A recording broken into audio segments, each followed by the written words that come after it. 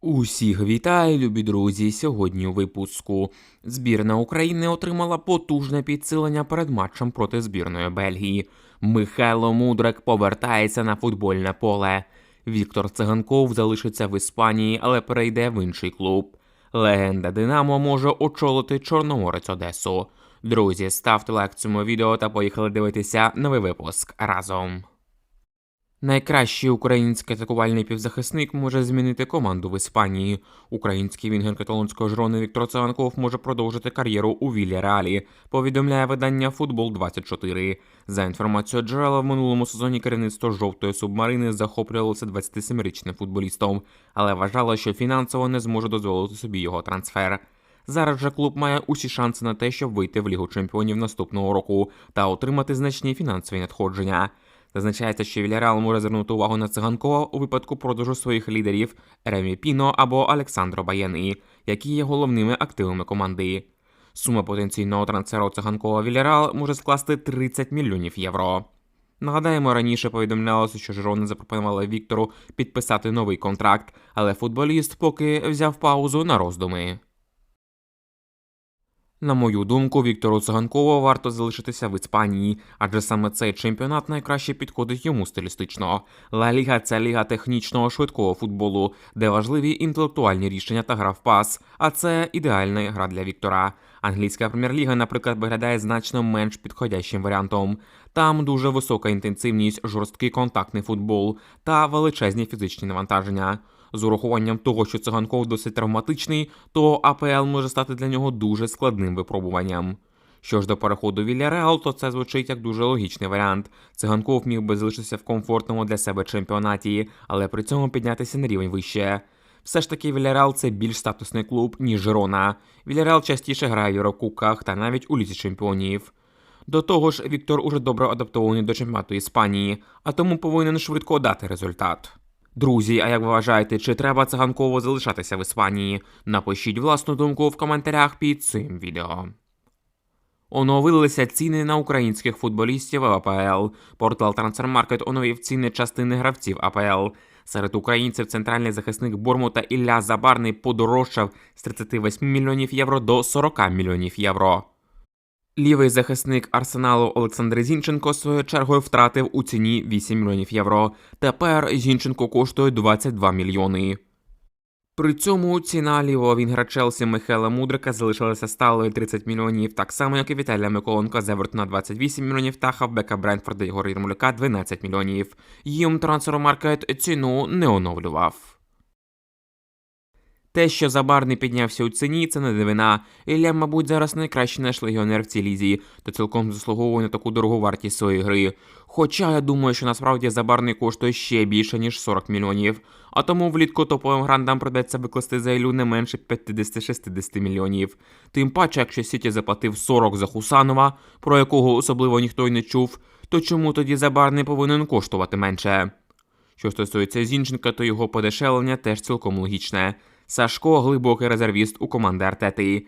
І якщо влітку Зінченко не змінить команду, то й в майбутньому продовжить втрачати у вартості. Так свого часу було з Коноплянкою Шальке. На такі ж граблі може наступити і Зінченко в Арсеналі. Друзі, а як ви вважаєте, чи справедливі ціни на українських футболістів? Чи наші зірки коштують набагато дорожче? Напишіть в коментарях під цим відео. Одеський Чорноморець планує змінювати головного тренера. Головний тренер Чорноморця Олександр Бабич може втратити свою посаду найближчим часом. Керівництво клубу дало наставнику 2 матчі для виправлення ситуації. Однак перший з них він уже програв проти Інгульця. Тепер усе вирішиться у поєдинку наступного туру проти Львівських Карпат. Якщо моряки зазнають ще однієї невдачі, то Бабича можуть звільнити. Існує також варіант, що керівництво клубу ухвалить це рішення ще до матчу та змінить тренера під час паузи на матчі збірних. Зараз Чорноморець посідає передостаннє 15 місце УПЛ, маючи у своєму активі 15 очок та знаходиться в зоні виліту. Головним кандидатом на заміну Олександру Бабичу називають легенду Динамо Юрія Калитвінцева. Також у списку можливих претендентів на посаду фігурують Олександр Хацкевич, Олег Дулуб, Володимир Шаран, Олександр Рябоконь, Олександр Кучер та Валерій Кривенцов. На мою думку, Олександр Бабич занадто слабкий тренер для Чорноморця, і незрозуміло, навіщо його взагалі призначали. Команда опинилася в зоні виліту, і вибратися звідти буде дуже непросто. Видно, що Бабичу банально не вистачає ні тактичного підходу, ні вміння поставити командну гру. Це було помітно ще під час його першої каденції в Одесі, а також тренерстві в Маріуполі.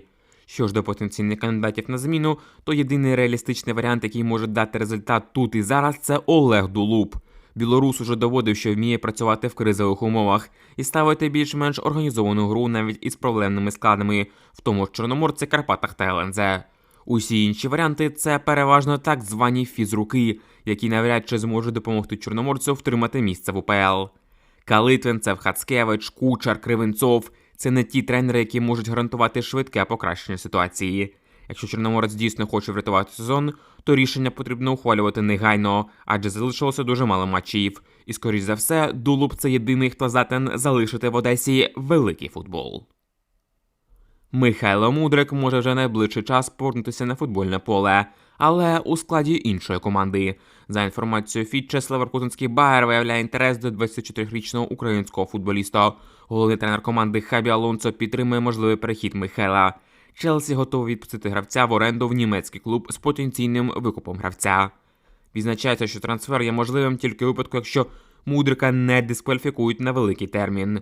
Справа в тому, що у кулуарах шириться інформація про те, що Мудрик може відбути піврічну дискваліфікацію та повернутися на полі вже в червні цього року.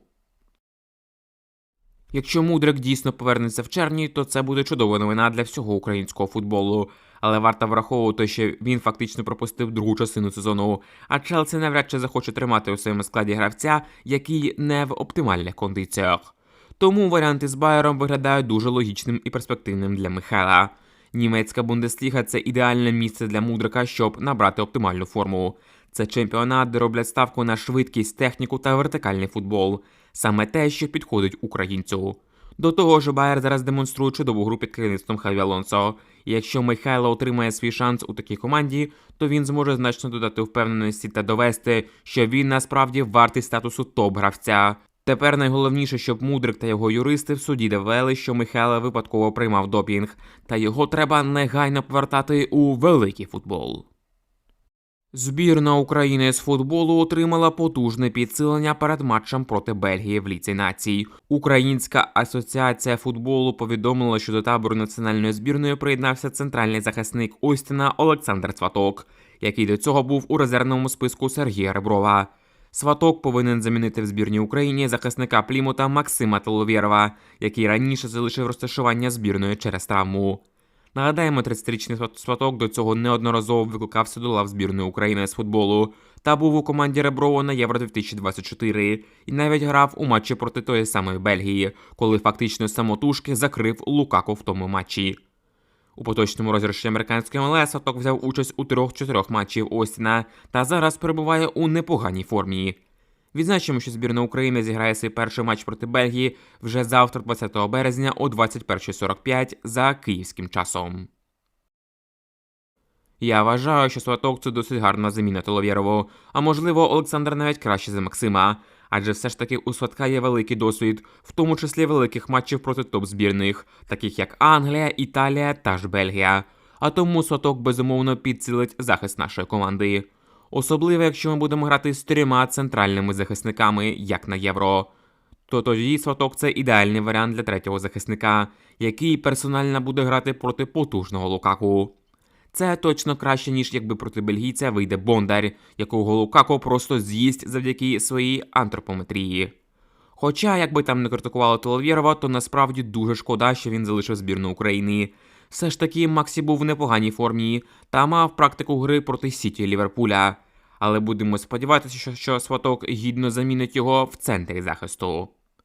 Друзі, якщо будете вболівати за збірну України у матчі проти Бельгії, то поставте лайк цьому відео, а також не забудьте підписатися на канал та пишіть в коментарях, з якої країни або міста будете підтримувати наших хлопців у матчі проти бельгійців.